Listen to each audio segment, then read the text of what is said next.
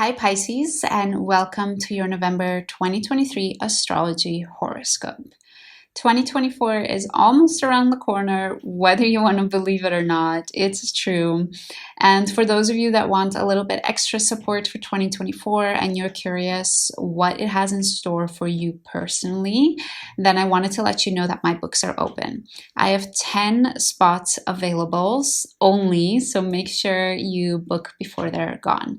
The booking link is down in the description box. On November 2nd, we have Jupiter in your 3rd house opposing the Sun in your 9th house. You have been especially focused on your communication. Things have been going really well there. Perhaps you've been spending a lot of time and in the flow doing writing or teaching or speaking. And this has been giving you a sense of security and a sense of stability and comfort. Because of this opposition, though, you're going to be asked to find the balance again between keeping open-minded, exploring your options, staying curious, and at the same time making sure that you are able to synthesize all of the different things you're learning and coming across into your own belief system that can guide you into the future. On November 3rd, we have Neptune in your 1st house opposing Venus in your 7th house. You tend to be quite picky, Pisces, with your relationships. And with Venus in your 7th house for the last month, you've been especially valuing and enjoying your relationships, spending time with your loved ones.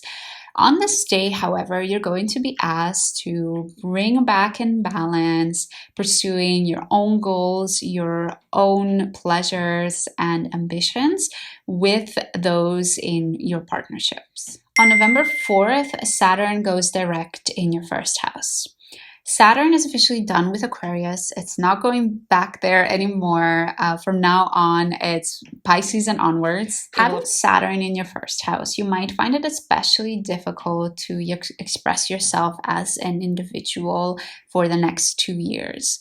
Saturn makes it seem like there's a big wall in front of us. It faces us with reality, faces us with the harsh truths of the world that we live in, and says you cannot go any further.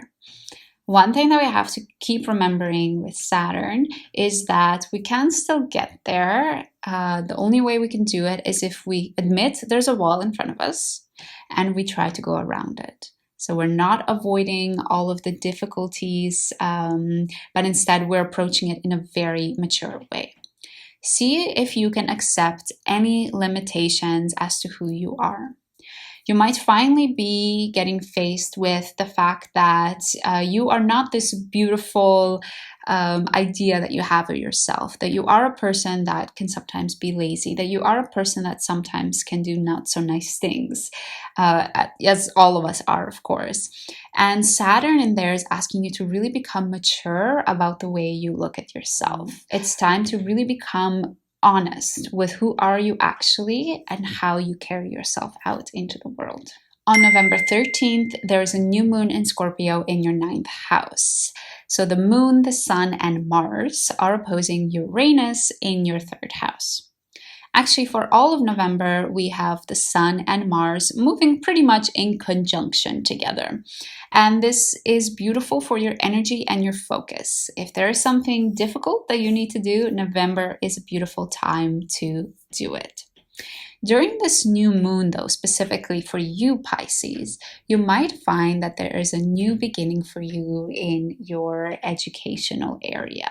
You might find that you are subscribing to a new chapter of new things that you want to learn and expand in.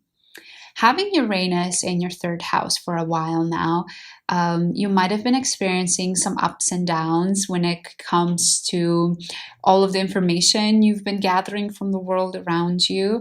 Perhaps you've been feeling overwhelmed, or you've had conflicting ideas coming in from all sorts of different sources. So this new moon is really going to ask you to find a balance between how much you let in and how much you allow yourself to form your own belief system and ideas that you want to fashion your life after. On November 17th, the conjunction between Sun and Mars becomes exact. And as it does that, it also trines Neptune in your first house. I really see this day as a beautiful reward that we might get to experience if we have really integrated the lessons from the new moon.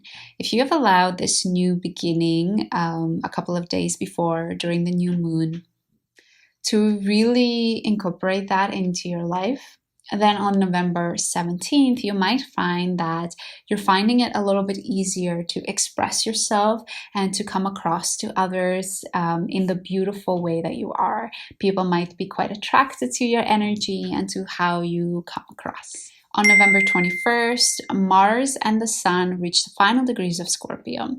And before they leave, they sextile Pluto in your 11th house.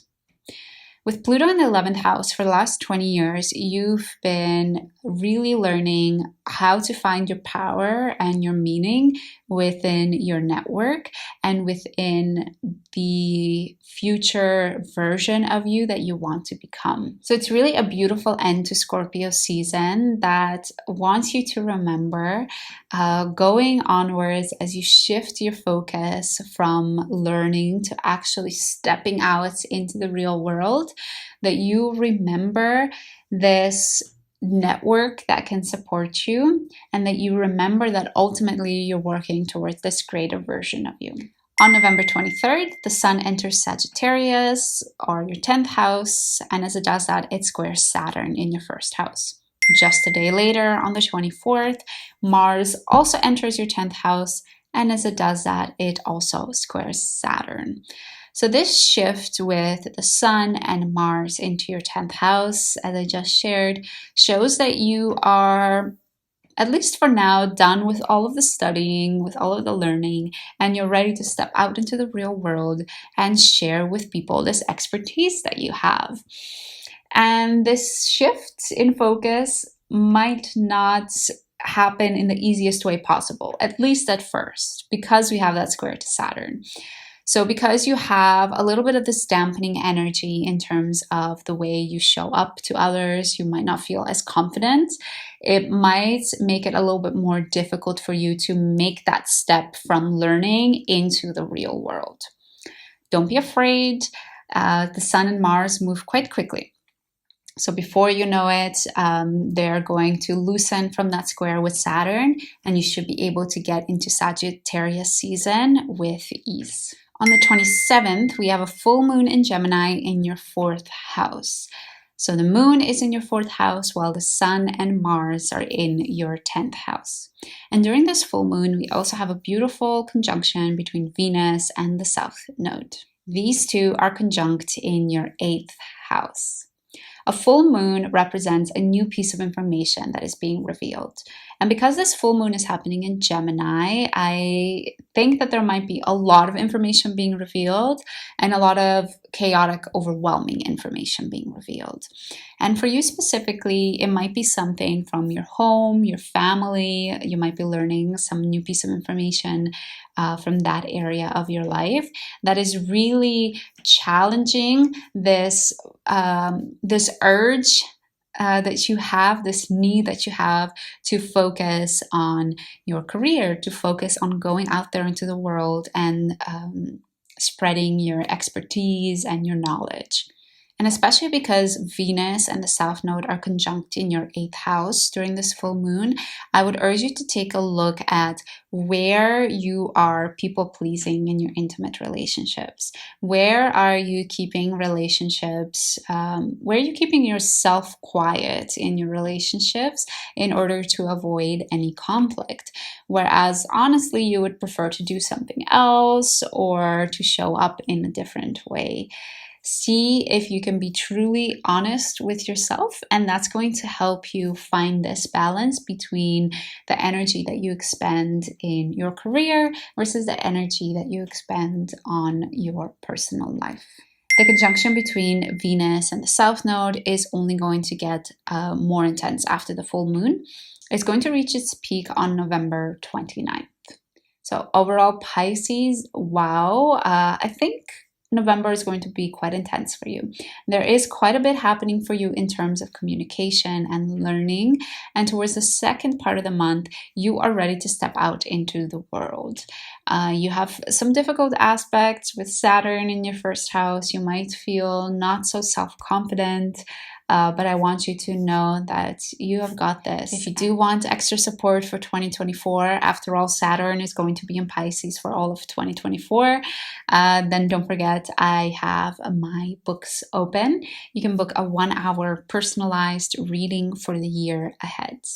The booking link is down in the description box. Thank you so much for watching, Pisces. Make sure you subscribe so you can catch the December horoscopes, and I hope to see you again soon.